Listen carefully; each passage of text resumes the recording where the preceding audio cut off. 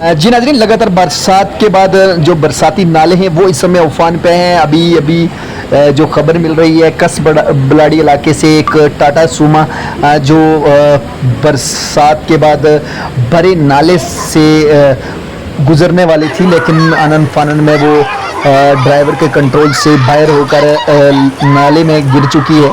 उसे निकालने की पूरी कोशिश की जा रही थी। अभी जो ये तस्वीर पहुंची हैं हैरान करने वाली हैं, और हैरान इसलिए भी कर रही हैं कि जब सड़क और जो बरसाती नाला है उसमें कुछ अंतर नज़र नहीं आ रहा है, इतना पानी है, तो ऐसे में इतना बड़ा जोखिम लेने की ज़रूरत नहीं थी। लेकिन फिर भी कुछ लोग जानबूझकर अपनी जान के साथ खेलते हैं और इंतज़ामिया और आम लोगों को भी परेशान करते हैं।